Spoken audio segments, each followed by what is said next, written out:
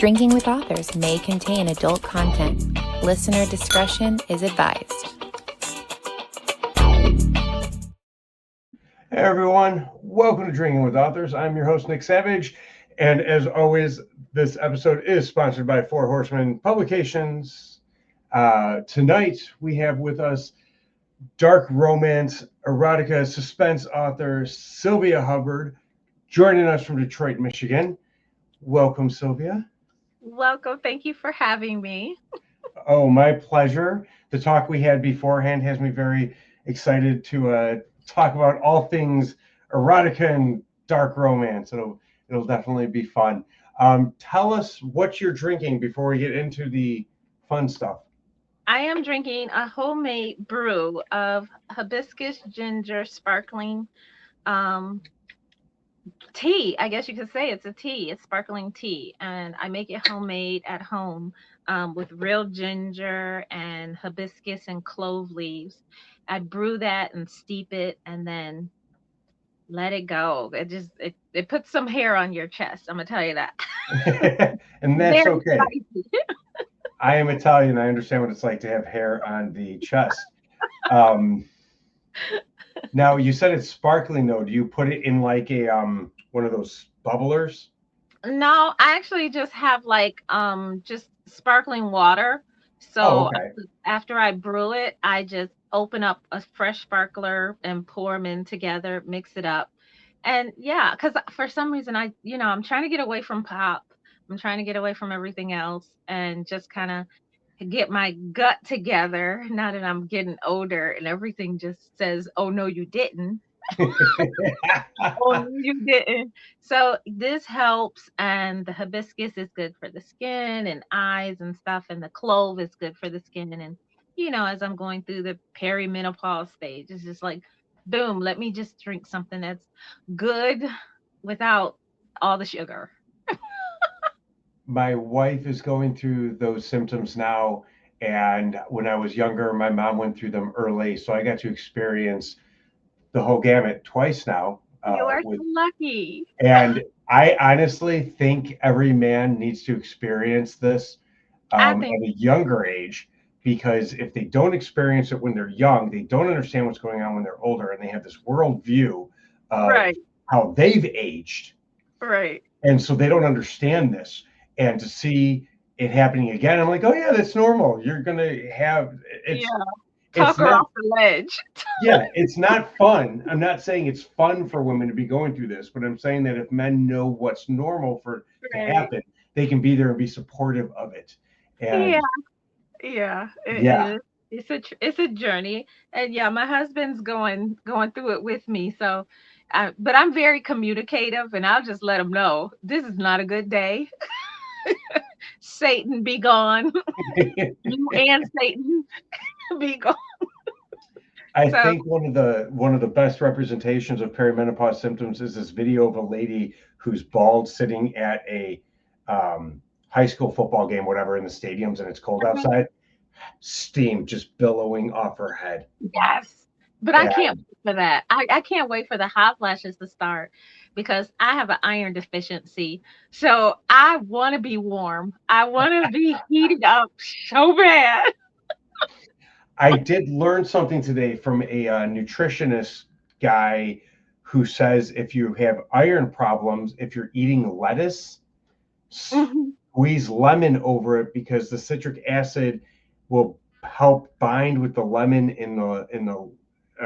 help bind with the iron in the lettuce so you can absorb it easier.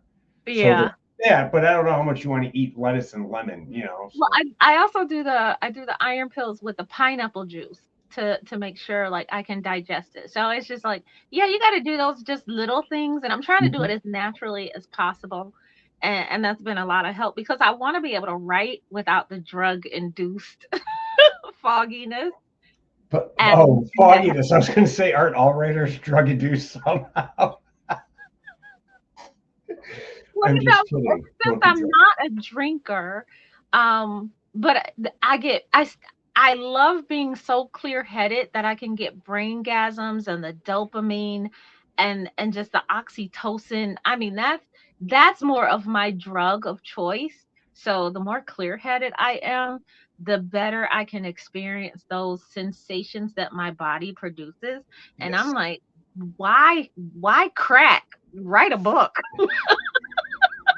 Why what? You want to offer me crack when I could write a book for free? Boy, bye. I I mean, I was of the age where I learned that crack is whack. If anyone remembers that slogan Right. that was on TV, yeah, and that was thanks to someone who actually ended up dying from drug Right. addiction. So But we it's won't just, go there.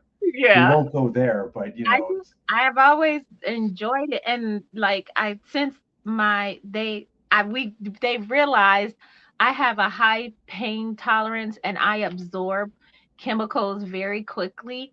I've woken up in surgeries. Um, oh they've given no, me double the amounts of morphine, and I'd be like, okay, when does it kick in?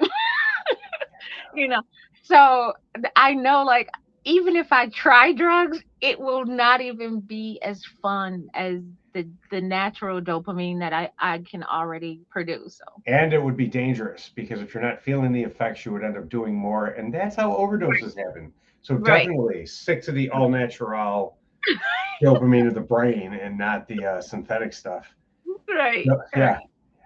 Oh my gosh. So tell us, tell us about her substitute husband, his brothers. So, my inspiration for this book um came as I was actually going through, like I said, discovering like about perimenopause, but then a lot of women my age now are going through this kind of teenage things because their kids are getting out the house. They're now exploring who they are. They're realizing they are, they are a sexual being.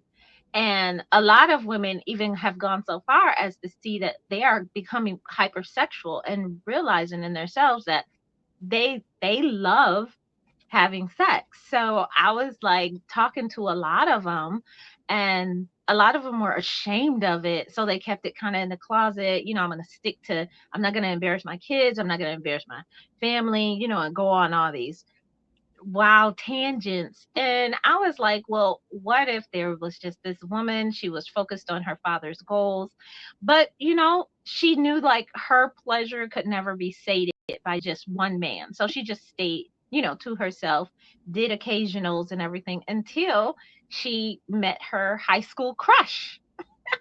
And her high school crush convinced her into a fake marriage to get a power play at his job. He needed to be married in order to get, this executive position.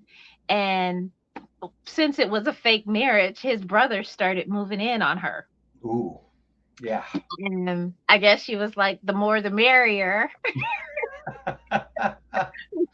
The more, since the fake husband was like, okay, this is a fake marriage, so do whatever you want to, just keep it discreet. And they kept it all in the family. So in part one, it's about her opening herself to this relationship with these three very different men, who just want to see her happy. That's how it all starts off. So, Three different men who just want to see her happy. right. That And I learned a new word. I want to say it. I hope I'm saying it right. It's compunction, where you receive pleasure or happiness from seeing people you care about happy. yes. And all the brothers have this. That's why they are able. Because she's always asking, well, how are you able to be okay with, I was just with your little brother, or I was just with your middle brother. And it's all about that, seeing that the other one is happy, but also making her happy as well. I know I'm at kind of a loss for words because my Instagram feed and Facebook feed, the people that I follow are the people that do the commentary on like the manosphere videos. Do you know what the Mhm. manosphere is? Yes. Yes, okay. Kill And content. and I follow like Dr. Neil and the speech professor, and you know what I'm saying, and Mhm. Kaylee Cresta and a lot of like these both male and female who are constantly commenting on these manosphere videos. And it's funny because I'm always someone who just wanted I've been happily married for 13 years almost. I'm happily married still. We've almost been married for 13 years. That sentence could have been a little misconstrued.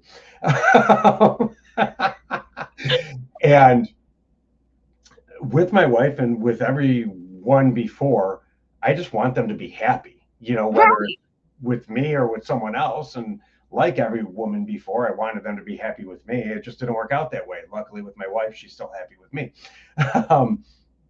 But it's with the whole manosphere thing going on. It's quite the opposite of what these men are in your book, where they just want to see someone happy.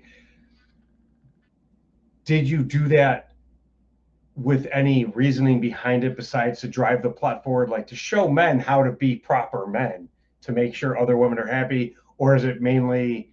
It was a kind of a message in there where I feel that men need to get more bromance between themselves, more community, and whereas find friendships even with the brothers that they grew up with. I see a lot of men who are disconnected. They'll say, "Oh, I got 7 brothers," and I'm like, how are you out here all by yourself and seeing you alone and depressed, and you got 7 brothers? Y'all should be like hanging out all the time and want to talk to each other. I think that men in the 21st century have gotten away from having bromances and not feeling like, okay, this is gay, or this is not good manly behavior. And it should. You should be able to look your people you care about, whether it's male or female, in the eye and say, I love you. I care about you. I want to see you happy. And I just wanted to create this bromance between them all. Like, it's not about being brothers. It's just about that they love and care and want to see the best for each other in their lives, in their businesses, in their careers, and also in their personal lives as well. So it's kind of like a message to men, like, hey, wherever you find your happiness and you got somebody who care about you and want to see you happy, go with it. Don't fight the feeling, and that was the amazing part. A lot of times when I'm doing polyandry books, and I usually stick to polyandry instead of polyamorous, I love seeing that not only do they want to see her happy, but each other happy too. They're helping each other out in a kind of bromance kind of thing. So is that then, because you have published over 20 books, over 60 books. Over 60 books in your 20 years. Am I mixing up my facts? Okay. Because I was going to say you did 20 books in 60 years. Sounds really wrong. 60.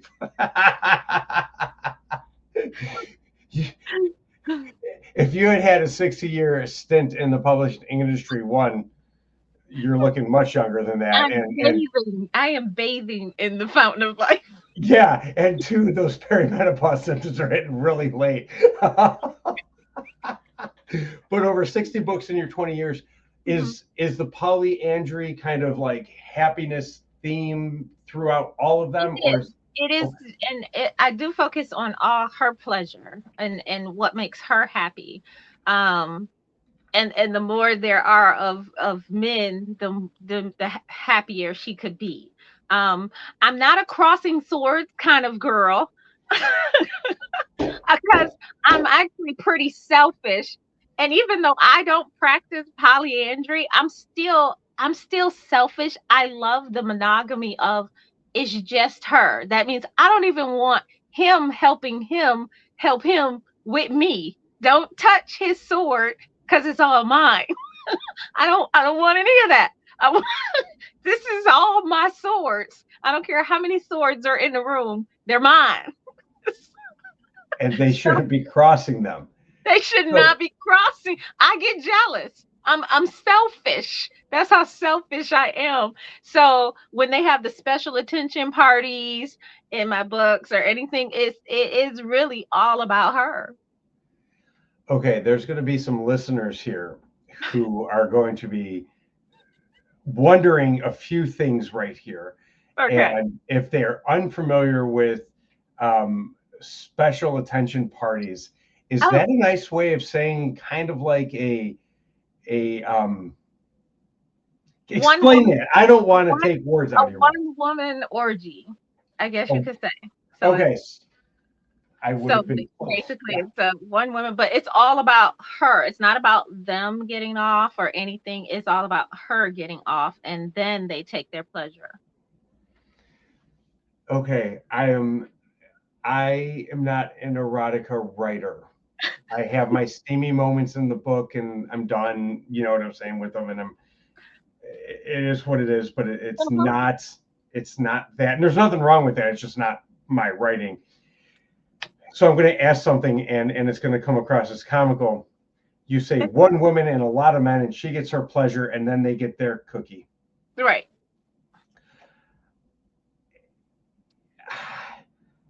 I'm Go going to say, ahead. I'm going to It's say a word here, and I'm wondering, and this is just me being a guy. hmm How is this? Does it ever come to bukkake? No, actually, it does not.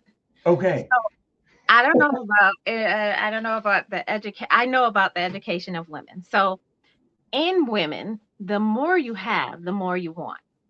Okay. Our unlike men, our prolactin doesn't decrease after emission.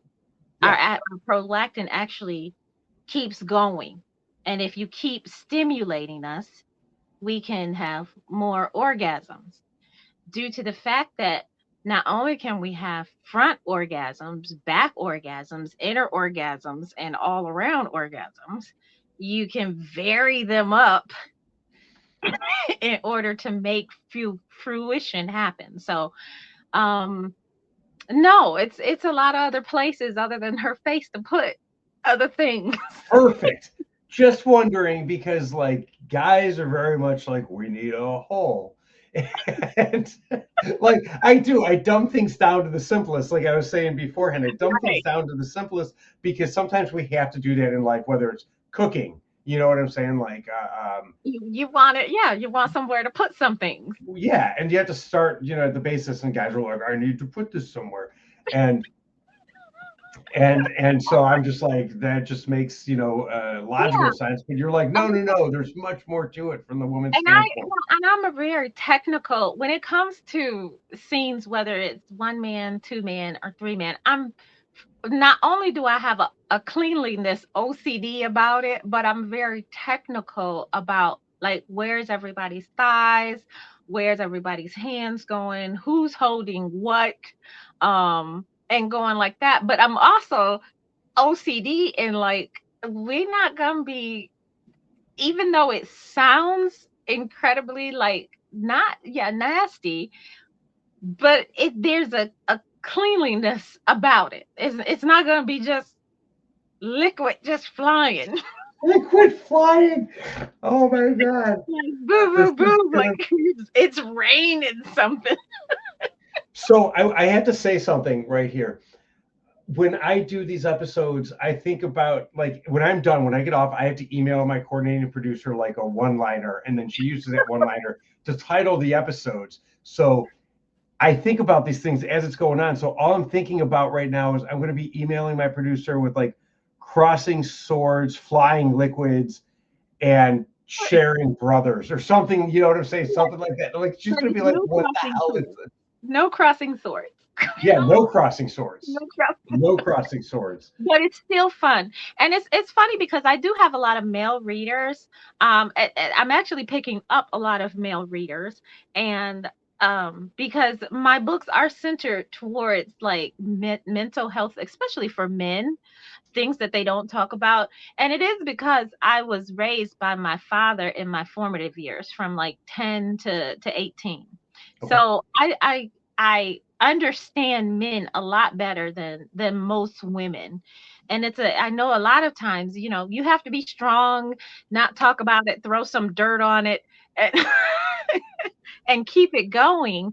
But a lot of times that gravitates towards you as an adult, where you don't know how to deal with women, you don't know how to, show your emotions, communicate, and so forth. So I do in my books talk about that a lot. A lot of my male characters, I don't leave that out at all, like what he's going through and what he's struggling with. I do like that a lot of men do walk up to me and say, "Hey, I was feeling like this. I didn't know what to say or how to say it to somebody, and your words just really help." So that's kind of cool for me as a romance writer, because I mean, I like I said, I'm focused on her, but it is a lot for a man to take on and really give himself unapologetically or unconditionally with a woman. And I just want to show everyone how it's done. That is beautiful, because there's not a lot of romance, and there's definitely not a lot of erotica out there that's geared towards the male reader in mind.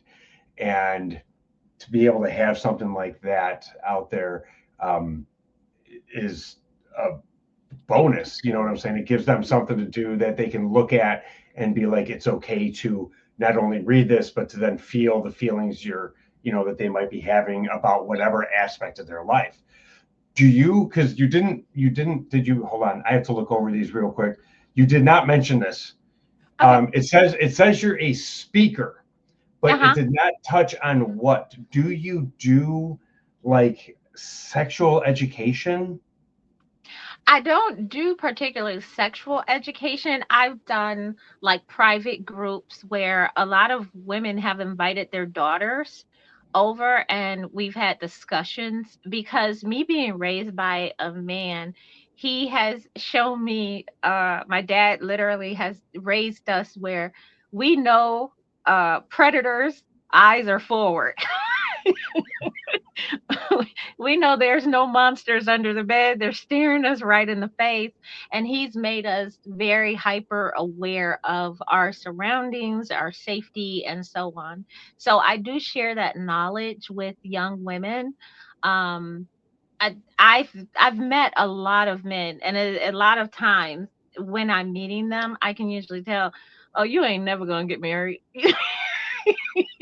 You ain't, boy, ain't no woman gonna sit up there and put up with your bull crap. But I do take their personality and put it in a book and say, you know what? At least he can have this love story over here, because nobody gonna put up with that bull crap. Oh yeah, no. But if it helps, a lot of those men that you meet in real life now have videos on the internet that pretty much preach why they're never going to get married. So it Yeah. works well. It's I'm it is very relieving to see that you're out there doing the good work. You know what I'm saying with that. And that's how I do feel. I do feel like when I give them a story, especially, some men who are narcissists, they will be the nicest person in the whole wide world until you get into a relationship with them. They are they are the best men ever. Help you go above and beyond. You get in a relationship, you're like, who are you? Why do Yeah. you act like this?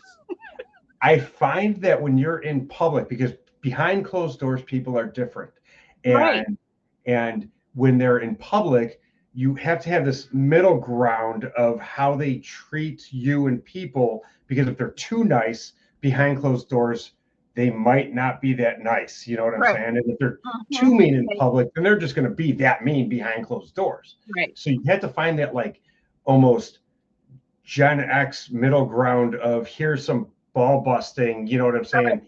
Good natured nonetheless, but it might come across, a little whatever. Like me and my wife were working at a restaurant, and she had something happen with like allergies or a nosebleed, because she gets nosebleeds, and she had a black eye. And we were working at a restaurant at this point. People asked her what happened, and her off the cuff response was, I didn't do the dishes. As a joke, And I nobody. almost got fired. And it was a joke, and it was just like, no, she just had a bloody nose that caused, like a black eye because the way the blood pools. But it's that, you know what I'm saying? But she doesn't beat me. She doesn't treat, you know what I'm saying? Like, Yeah. I can't spank, you know what I'm saying? Like, it's not like, like it's my aim's horrible. And so it's just like behind closed doors, we're very good to each other. And in public, we're almost slightly mean to, you know what I'm saying? Because So it's just, but that's couples. That's a good. They actually say that's very healthy for couples to do yeah, that, because that's what friends do. That's what really good friends do to each other. You can just be really, take their weaknesses and turn it against them. yes. Talk about their mama to their face, And and you I can laugh about it. I think we're on the same point on this, and I want you to elaborate if we are, and if we're not, explain your side. But I Mhm. feel like you feel that a husband and wife or a boyfriend, girlfriend, or whatever couple may be should not only be lovers, but should also be friends, if not best friends. That should be the best of friends. Like you should, and I do promote that in my books. Once they become, because I see a lot of romances where it's just all about the sex. It's all about, and that's what I did in this book. It was really fun because she had so many sides of her. And that's how she knew she would never be able to find someone. But she didn't have any close friends, and she always wanted close friends. And that's what these brothers were. One was able to joke around with her. One was always able to encourage her intellectually, and one was always teaching her new things. So it wasn't about all the sex and everything, but when you find that partner, when you find that other person, I always say, that other you, that you just want to wake up, stay in this bed all day and watch movies. You should always want to you walk to CVS and just have fun throwing stuff in the cart. Making fun of other people around, sitting in that back corner, giggling and talking about the rest of the room, and you should want to have that relationship. And I think that's what really brings people together, with anyone together, any human together, when you have that secret language, that little special kind of weird talking to each other, or maybe you said a word wrong, and then forever in your relationship it's always going to be panny cake instead of pancake. And it's just these secret things that you guys have. You should have that person, and it makes it even doubly awesome if it's an opposite gender, or a gender that you are attracted to, because it just brings you closer, and you feel like, hey, I would do anything for this person. This is my person. And we all should have that experience. I think we all should have that kind of experience, that kind of friendship in our lives. And then you can turn around and have sex with them. That is like the cherry on top of a great friendship. So I was going to ask a question, and now I can phrase it differently because you said that. Is that why you write erotica with such kind of built up, um, I don't want to say morals, but like built up, like, I can't think of the word I'm thinking of, like Darkness? meaning. I'm sorry? You said dark, you mean darkness, or No, the like do you like you write these, they're erotica, they have this, the sexy time in them, the sex, the, you know what I'm saying? But they aren't just about, here's another page of porn. You have right. like this whole Because thing in all of us, the sex represents the dark in all of us. Because no, I don't care how good you are, how wonderful you are, how people see you. All of us have this darkness about us, whether it's a kink, whether it's a fetish, whether it's a fault. We all have one part or the other inside of us. To be able to explore that kink, that fetish, that fault with someone else is what brings you closer, to just to know you're outside and in public, and only this person knows about that darkness and still loves you despite of it, is it's a beautiful feeling. It's a it makes you feel whole, whereas you felt like I said, you were a half until you met that person and it made you whole, because despite that darkness, despite that kink or fetish or dark part of you, this person loves you unconditionally. And that's why I write the books that I do. No. That is wonderful. I never ask a question as a gotcha, or you know what I'm saying, anything like that. It's just kind of to draw more out type stuff, and that is beautifully stated. Um, I checked out your website, and you have at the bottom of the website a word counter for your works in progress, Yeah. and a couple of them are sitting at 0 words right now. Yes. And that's because they're coming. That's because they're coming. They're coming. They actually have been like and the reason why they have a 0 is because that means I'm handwriting them. So I've realized that I can write 2 books at one time, but I can't let the other part of my brain know I'm doing it. Otherwise, they'll start to sound the same. So, in order for me to do that, I have to type one book and handwrite the other book. Okay. And so it's while you're handwriting that one, that word count staying down at 0 until you can Right. get it on.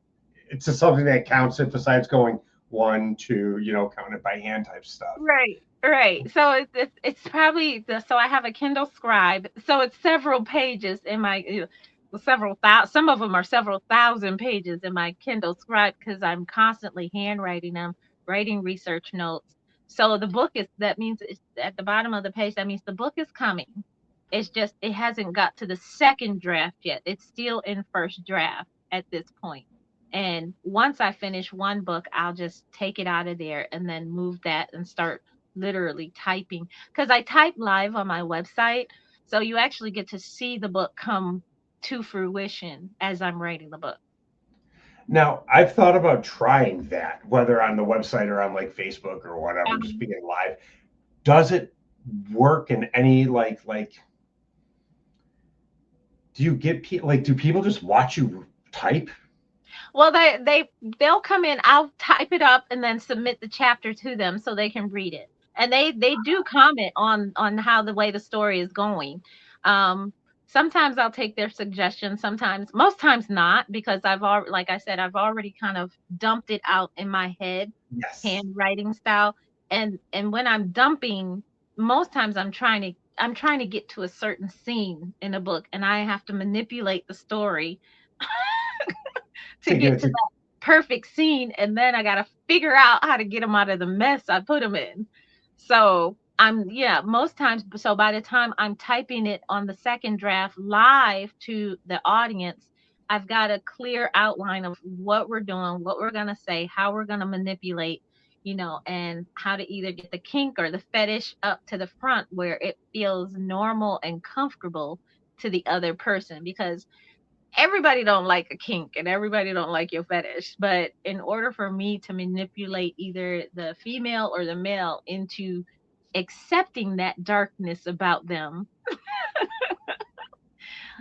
I have to keep going in the story. And it does work. Like I love the feedback on, they'll come in and they'll read. And that's why I kind of call people sneak readers, because I'll post during the morning when they're supposed to be at work, and people will tell me they're running into the bathroom as soon as I post.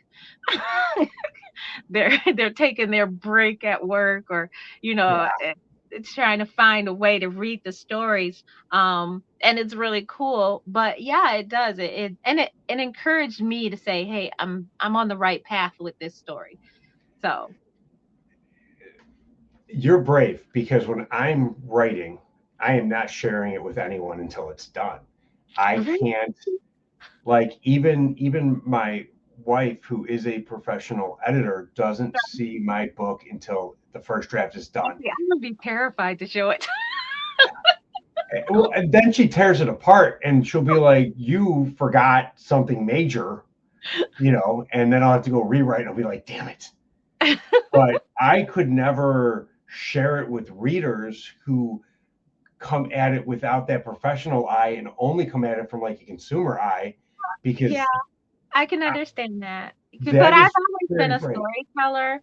So when I was 13, 14, my brother used to invite kids onto the porch so I could tell them a story. And then if they want to hear the rest of the story, they'll have to pay like a nickel to hear me tell the next story.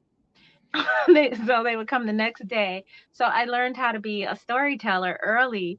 Very well. I'd say I have to thank my mom for when I was when I was 6 or 7. I used to lie to her like tremendously. And to get me out of the lies, I would have to write my lie down. And then after the butt whooping, I would go and write my lie down. And then I would come back to her and read the lie again that I had written on paper. And I would get another butt whooping. So the first butt whooping was because I had done the crime of lying. The second butt whooping was the weight of the lie, which one I learned stop lying because it hurts a lot. But number two, I learned the better the lie, the better the story. Yes. But And here's number three, I did learn about human nature. It isn't about the lie, it is about the effort you took to tell the lie that hurts the most. And that is what creates really good tension and conflict in the story. but you seem to have missed the fact that before YouTube and social media subscribers existed, you had paid subscribers on your porch, just Yeah, giving you money to finish telling the story. Like, like I was thinking you had like a peanut style like psychiatry box, you know what I'm saying, set up like Lucy. Like here's 5 cents, finish the story. You had these people subscribing to your stories before the internet did that with TikTok and everything. right. But it was just fun for me. And my brother would make money off of them and sell them bags of popcorn and hot dogs and drinks. You had this whole thing going on. You guys were like business partners. It was Right. like Oh, no we did money for the movie theater. Come on down. I got stories. we did a lot of things. We ran an illegal arcade in our house, and well, me and my brother did a lot of stuff together. And the illegal arcade they ran is past the statute of limitations, officers. So she is fine and free and clear. You're right. Whatever. This I'm just gonna Detroit. This Detroit. You have bigger things to worry about than illegal video game arcades. yeah, Yeah. thank you. Go pick up that body in the street before you worry about what I'm running up in my house. Well, okay, let's talk about Detroit for a second because I've never been there. Like I talked about before, I've only ever been to Saginaw, but Uh-huh. I've seen these videos of some I think they were like shopping malls in Detroit that have been like abandoned. Uh-huh. And and I want you to debunk some of these things because people only ever see the worst of an area. Like being from Chicago, people are all like Chirac, Chirac, and we'll go back once in a while, and it's not that. Uh-huh. So all I see about Detroit are the abandoned shopping malls and how real estate is. You can buy a house for like $5,000 because it's boarded up windows. Yeah. Can you tell us how that's wrong and give people the good part and make Detroit, what you feel because you had this passion for it. Well, like anything, yeah, because Detroit is actually a character in 99.99% of all my books. Everything's based in Detroit. So I do have a love for the city, to the core of my heart.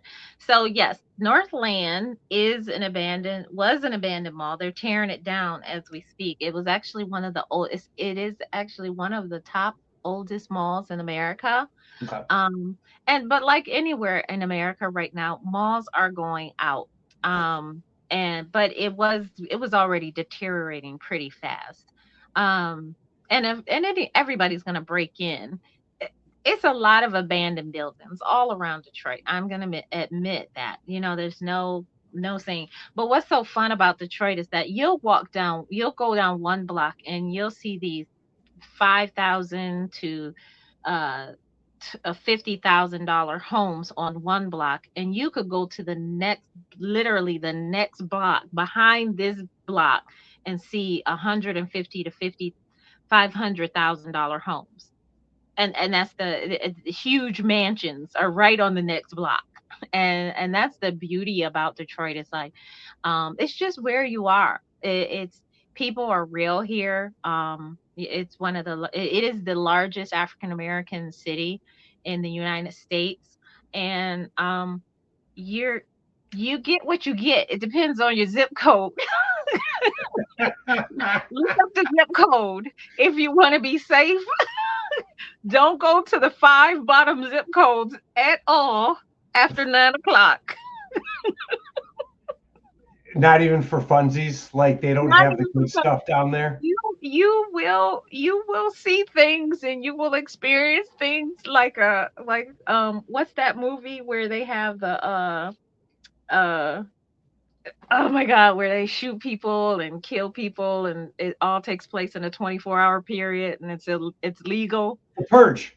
There, yeah, Yeah. it's literally the five bottom zip codes. It's the purge after 9 o'clock.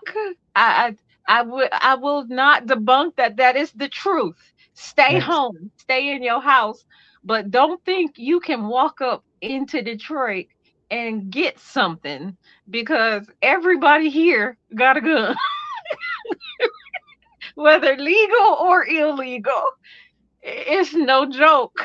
you you will not be able to get away with anything. So your love for Detroit is a brotherly love, so to speak, It because is a brotherly, it is a deep agape love because even though we talk about the city, if somebody else outside of Detroit talk about the city, oh, we go after them. It's like, yeah, you can talk about, I can talk about my brother, but you yeah, can't. it's And the old adage. Yeah. and it's Sorry, just go like, on. Yeah. I think a week ago, a guy from Detroit, he was wearing a Detroit shirt. So somebody walked up to him and said, "Oh man, I'm from Detroit." And he was like, "You really from Detroit? What's on 7 Mile and Gratiot?" And the guy was like, "Oh no, I'm from Hamtramck, which is a city inside of Detroit, which Detroiters don't consider you a Detroiter. So you could get beat up for that," which he did. he got Oh, he got beat up for saying you because you're not from Detroit. You gotta be from Detroit to say you from Detroit. It's just something about that. You just it's the principle of them. no, no, no. Completely understand. Nobody hits my own brother but me. You're Right, allowed. You're allowed to talk about it. New Yorkers are allowed to talk right. about New York. And the reason and I can say the reason why Detroiters are so passionate, one of the reasons is because we pay the highest taxes and the highest insurance in the country. We have incredible amounts. If I've moved my house 5 houses away, my insurance literally would drop to 25 under 2,500. You're paying more than 2,500 a year in property taxes. Yes. Oh my God. See, And like, let's not get into insurance. I pay over $800 a month for 2 cars, 2015. wait, your auto insurance, Detroit, the auto city, the $800. So when in you say you from Detroit, you from insurance. Detroit. Oh my God. Blood, sweat, and tears ain't got nothing on them insurance payments. I So have that's why Detroiters get upset when you sitting in the suburbs and you pay 200 and I pay 800. uh, Boy, bye. I don't even pay that. I have a Riker, which is like a three-wheeled RV, and a Hyundai. It's an older Hyundai, but a Hyundai nonetheless. I'm paying for both 120 a month. You lucky person. There is no way in hell I would move. I would be like, I love you, Detroit. I'm out. And that's what 800. people did. But that's why Detroiters feel so strongly about who they are. And I bring that essence into my books because when you are from Detroit, you are from Detroit because Yeah. we pay to be there. We because we love this city so much. We have sacrificed, we do the things we do. The people that have left, even are regretful they have left because you can't get this flavor anywhere else. It's not only just Motown, it is an essence here to show we have strength, we have power, and we have stamina.